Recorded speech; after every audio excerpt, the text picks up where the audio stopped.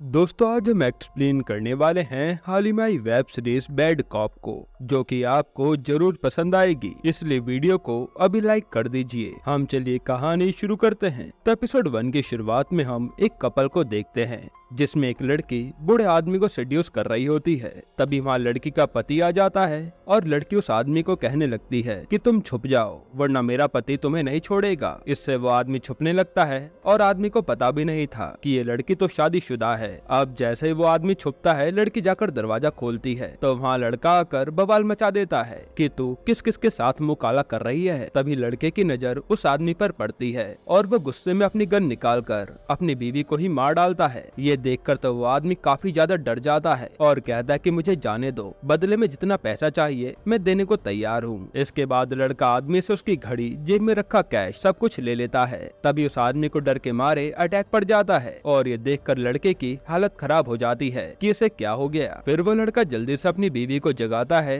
और हमें पता चलता है कि ये लड़का लड़की तो मिलकर इस अमीर आदमी को लूटने आए थे और ये दोनों तो गर्लफ्रेंड बॉयफ्रेंड है जो अक्सर मालदार पार्टी को लूटते रहते हैं। अब इन दोनों को समझ नहीं आता कि इस आदमी को सही कैसे किया जाए, क्योंकि अगर इसे कुछ भी हो गया तो ये दोनों मर्डर के इल्जाम में फंस जाएंगे। तब लड़की, जिसका नाम श्रेया होता है, वो यूट्यूब पर वीडियो देखने लगती है कि इंसान को हार्ट अटैक में कैसे बचाया जाए और ये सीन देखने में काफी फनी था। खैर वीडियो के जरिए इन्हें पता चलता है कि उस आदमी को हार्ट अटैक नहीं बल्कि पैनिक अटैक आया है, जिसे वो एक्सरसाइज करवा कर ठीक करवा देते हैं। लेकिन तब इनके डोर पर होटल का मैनेजर नॉक करने लगता है और ये लोग पकड़े ना जाएं, इसलिए ये उस आदमी की कार की चाबी लेकर खिड़की से भाग निकलते हैं। अब जब ये दोनों भाग रहे होते हैं तभी लड़का, जिसका नाम अर्जुन होता है, वो पार्किंग में एक आदमी का मर्डर होते हुए देख लेता है। तब अर्जुन को देखकर खूनी तो वहाँ से भाग जाता है और अर्जुन जाकर उस आदमी को बचाने का ट्राई करता है, लेकिन वो आदमी अर्जुन को ही खूनी समझकर उसका हाथ पकड़ता है और हाथ छुड़ाने के चलते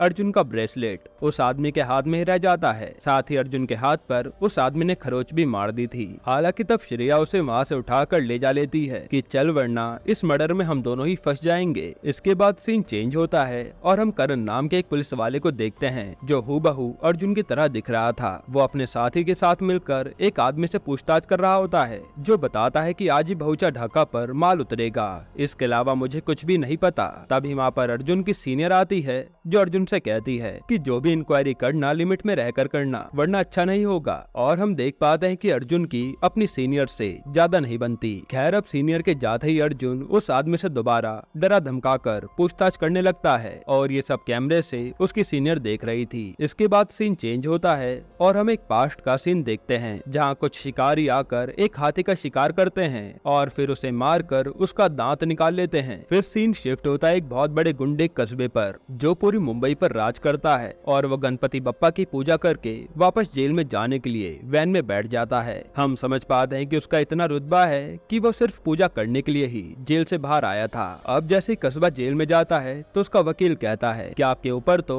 अभी भी काफी सारे केस चल रहे हैं, इसलिए हो सकता है कि आपको दूसरे जेल में शिफ्ट कर दें। वहीं हम देख पाते हैं कि जेल में कस्बे की सब लोग डर के मारे इज्जत करते हैं। तभी कस्बा वकील से कहता है कि मुझे यही जेल सबसे बढ़िया लगता है, मैं यहीं पर रहूंगा। इसके बाद कस्बे से जेल में उसका भांजा मिलने आता है जो बताता है कि हमारा माल आने वाला है, लेकिन वो कस्टम वाला काफी ज्यादा पैसे मांग रहा है। इस पर कस्बा कहता है कि तू चाहे कुछ भी कर, लेकिन मेरा माल सही सलामत पहुंच जाना चाहिए। पर कस्बे के भांजे को डर था कि कस्टम ऑफिसर को कुछ भी हुआ तो पुलिस वाले उसके पीछे पड़ जाएंगे। अब हम उसी होटल में जहाँ मर्डर हुआ था वहाँ CIB से आए आरिफ खान नाम के ऑफिसर को देखते हैं जो कि इसी मर्डर को इन्वेस्टिगेट करने आया था और वो पुलिस वाले को कहता है कि ये आनंद मिश्रा है जो कि मेरा दोस्त था। तब वो पुलिस वाला बताता है कि यहाँ पर एक लड़का और लड़की मौजूद थे जिन्होंने पहले होटल में एक आदमी को ठगा और फिर उसकी कार लेकर भाग गए। तभी आरिफ की नजर लाश के हाथ पर जाती है और वो नाखून में मिले DNA का सैंपल निकालने को बोलता है। इसके बाद आरिफ CCTV कैमरे की फुटेज देखता है तो पता चलता है कि सारे कैमरा अपने आप ही चलने बंद हो गए थे,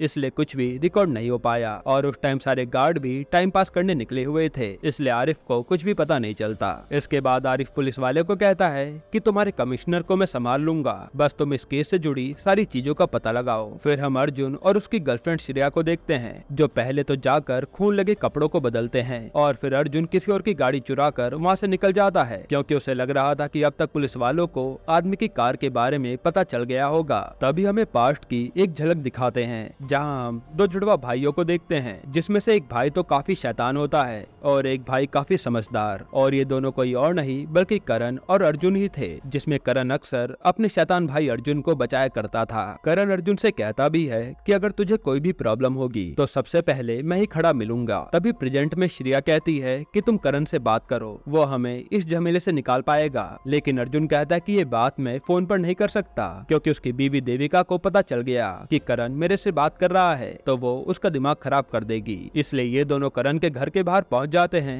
ताकि मौका मिलते ही अर्जुन करण से बात कर सके। अब करण अपने घर आता है और यहाँ पर उसकी सीनियर पहले से ही मौजूद थी। तभी हमें पता चलता है कि यही देविका है जो कि करण की बीवी है। तब देविका करण से आज के बारे में सवाल करने लगती है तो करण उस पर भड़क जाता है कि मैं बॉस को जवाब दूं या फिर बीवी को, और इससे दोनों में ही बहस शुरू हो जाती है। इनकी बातों से हमें पता चलता है कि पहले ये दोनों सेम पोजीशन पर थे, लेकिन प्रमोशन होने के कारण देविका करण की सीनियर बन गई, जो बात करण को ज्यादा पसंद नहीं आई क्योंकि वो उस पर ऑर्डर जमाने लगी थी। तभी ये दोनों डिवोर्स की बात बीच में ले आते हैं और यहाँ इनकी बेटी आ जाती है जो इन्हें लड़ने से रोकती है। अब देविका तो अपनी बेटी को सुलाने ले जाती है और करण को उसके साथ ही राहिल का मैसेज आता है कि चले क्या, इसलिए करण भी राहिल के साथ काम पर निकल जाता है। वहीं करण का पीछा अर्जुन भी करने लगता है ताकि उसे अकेले पाकर उसकी मदद मांग सके। फिर करण सीधा उसी कंसाइनमेंट वाली जगह पर आता है माल पकड़ने के लिए, पर वो देखता है कि ये जगह तो पूरी सुनसान पड़ी है, जरूर यहाँ पर कुछ गड़बड़ है, इसलिए वो अकेला अंदर देखने चले जाता है। वहीं देविका को उसका इन्फॉर्मर बताता है कि करण सर की जान को खतरा है जो माल पकड़ने ढका गए हैं। तब देविका करण को फोन मिलाती है, लेकिन फोन तो कार में ही रह गया था।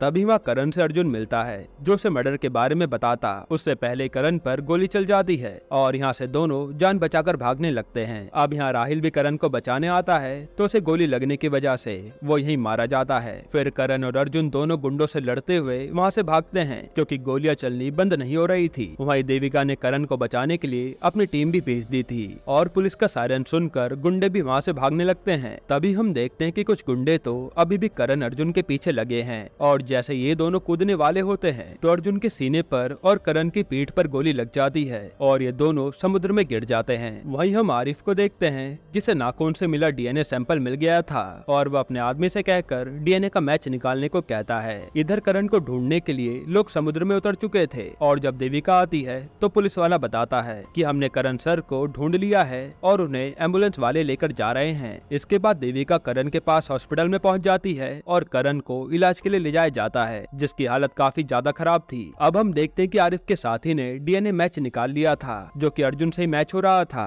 यहीं पर एपिसोड 1 खत्म होता है। एपिसोड 2 की शुरुआत में हम देखते हैं कि करण को होश आ चुका है और असल में ये करण नहीं बल्कि अर्जुन होता है जिसके सीने पर गोली लगी थी। हालांकि देविका अर्जुन को ही करण समझ रही थी और करण कहाँ है इस समय किसी को भी नहीं पता। अब देविका अर्जुन को अकेले जाने के लिए डांटने लगती है और अर्जुन तो अपने भाई के बारे में ही सोच रहा था कि वो अब कहाँ होगा। तभी देविका को अर्जुन की शक्ल देखकर शक होता है कि जरूर तुम्हारे साथ राहिल के अलावा कोई और भी रहा होगा, लेकिन तुम मुझे बता नहीं रहे। पर अर्जुन उससे कुछ भी नहीं बताता, यहाँ तक कि ये भी नहीं कि मैं करण नहीं अर्जुन हूँ। इसके बाद फिर से हमें पास्ट का सीन दिखाया जाता है जहाँ लोग हाथी के दांतों की तस्करी कर रहे थे। फिर प्रेजेंट में हम कस्बा को देखते हैं जिसे वही आदमी सब बता रहा होता है कि पुलिस वाले ने मेरे से क्या क्या पूछा और ये वही आदमी होता है जिससे करण पूछताछ कर रहा था। अब इनकी बातों से ही हमें पता चलता है कि कस्बा ने ही करण को मरवाने के लिए गुंडे भेजे थे क्योंकि वो बार बार उसके माल पर नजर डाल रहा था। फिर कस्बा अपने भांजे पर बहुत भड़कता है कि ये काम ठीक से नहीं हो पाया,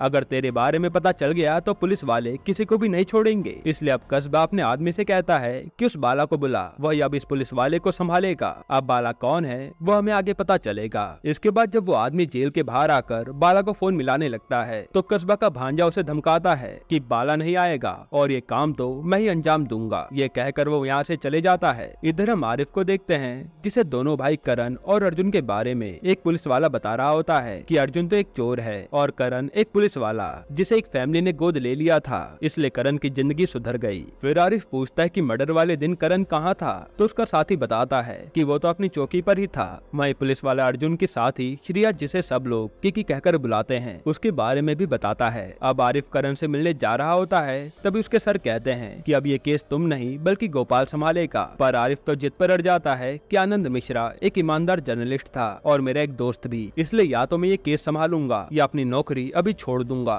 ये देखकर उसके सर मान जाते हैं कि तुम ये केस हैंडल कर सकते हो क्योंकि वो काफी होनहार ऑफिसर डर था। साथ ही वो कहते हैं कि याद रखना कि करण की बीवी ही उसकी बॉस है, इसलिए उससे आराम से बात करना वरना बात बढ़ जाएगी। अब इधर अर्जुन करण के घर में आता है और देविका उससे बात करने लगती है, पर अर्जुन को तो कुछ भी समझ नहीं आता कि वो उससे क्या कहे। तभी देविका डिवोर्स की बात छेड़ देती है और अर्जुन शॉक्ड हो जाता है कि उसका भाई डिवोर्स लेने वाला था। खैर देविका कहती है कि तुम अभी आराम करो, हम बाद में बात करते हैं। अब कमरे में जाकर अर्जुन तुरंत किकी को फोन करता है और उसे सब कुछ बताता है कि करण शायद मर चुका है। ये कहकर वो रोने लगता है। तब किकी उसे संभालती है और कहती है कि मौका मिलते ही वहाँ से निकल जाओ वरना पुलिस तुम्हें कभी भी पकड़ सकती है। वहीं देविका के सर का उस पे फोन आता है जो बताते हैं कि सीआईबी वाले कल करण से पूछताछ करने आएंगे, क्योंकि हाल ही में जो मर्डर हुआ था उसमें करण का भाई अर्जुन प्राइम सस्पेक्ट है। ये सुनकर देविका के होश उड़ जाते हैं। अब करण यहाँ किकी को कहता है कि तुम बोर्ड का इंतजाम करो, मैं रात को तुम्हें मिलता हूँ, फिर हम दोनों यहाँ से सीधा गुजरात निकलेंगे और मामला शांत होने पर ही यहाँ आएंगे।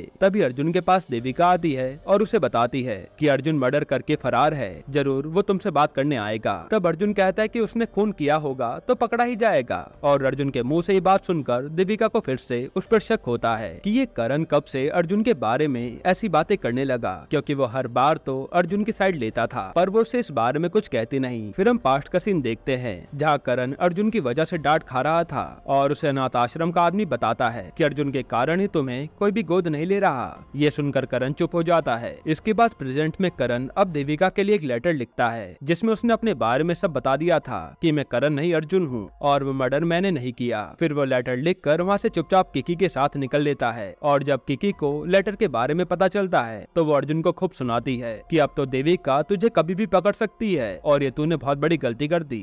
तभी उनकी गाड़ी पर हमला हो जाता है जो कि कस्बा के भांजे ने ही किया था, क्योंकि वो भी अर्जुन को करण ही समझ रहा था। तब यहाँ पर भयानक कार चेज होता है जिसमें अर्जुन को एक गुंडे से कस्बा भाई के बारे में पता चलता है। हालांकि ये दोनों किसी तरह से गुंडों से लड़कर अपनी जान बचाते हैं और फिर वहाँ से बचकर निकल जाते हैं। वहीं जैसे ये बात कस्बा को पता चलती है कि इस बार भी करण बचकर निकल गया तो उसे बहुत गुस्सा आता है कि पुलिस वाले को बार बार छोड़ने से सब पुलिस वाले उनके बारे में जान जाएंगे। फिर जैसे ये दोनों बोट के जरिए वहाँ से जाने वाले थे तभी अर्जुन को समझ आता है कि शायद करण को कस्बे ने ही मरवाया है, इसलिए वो यहाँ से जाने को मना करता है कि अब तो मुझे पता लगाना होगा कि कस्बे ने करण को क्यों मरवाया। लेकिन किकी कहती है कि करण को भूल जा और यहाँ से चल। साथ ही वो अर्जुन को ये भी याद दिलाती है कि करण उसे कैसे अनाथ आश्रम में छोड़कर नई फैमिली के साथ चला गया था। पर अर्जुन कहता है कि चाहे कुछ भी हो वो मेरा भाई था जो मेरे साथ हमेशा खड़ा रहा और मैं सच पता लगा कर रहूंगा, वो भी करण बनकर ही। तभी किकी कहती है कि वो लेटर तो देविका कभी भी पढ़ सकती है तो तू क्या करेगा। ये सुनते ही अर्जुन कार से सीधा देविका के पास जाने लगता है ताकि वो लेटर को हटा पाए। इधर हम देविका को देखते हैं जिसकी बेटी को प्यास लगती है इसलिए वो पानी लाकर देती है और वहीं पास में उसे वो लेटर रखा दिखता है। अब जैसे देविका उस लेटर को पढ़ने वाली थी अर्जुन वहाँ आ जाता है और देविका लेटर नहीं खोलती। फिर देविका उससे पूछती है कि तुम बाहर कहाँ गए थे, लेकिन तभी उनका कोई डोर नॉक करता है और वो भी आधी रात को। फिर देविका झांकती है तो डोर पर आरिफ खड़ा था जो करण से पूछताछ करने आया था। यहीं पर एपिसोड 2 खत्म होता है। दोस्तों अभी फिलहाल इस वेब सीरीज के 2 एपिसोड ही रिलीज किए गए हैं और बाकी के एपिसोड जैसे ही आएंगे हम एक्सप्लेन कर देंगे। हालांकि ये वेब सीरीज काफी इंटरेस्टिंग होती जा रही है जिसे देखने के लिए मैं काफी ज्यादा एक्साइटेड हूँ और इसलिए अगर आपको भी रेगुलर वीडियोस चाहिए तो आप हमारे चैनल को अभी सब्सक्राइब कर लीजिए और अगर आपको हाल ही में आई एक कमाल की मूवी देखनी है तो आप ये वीडियो देख लीजिए।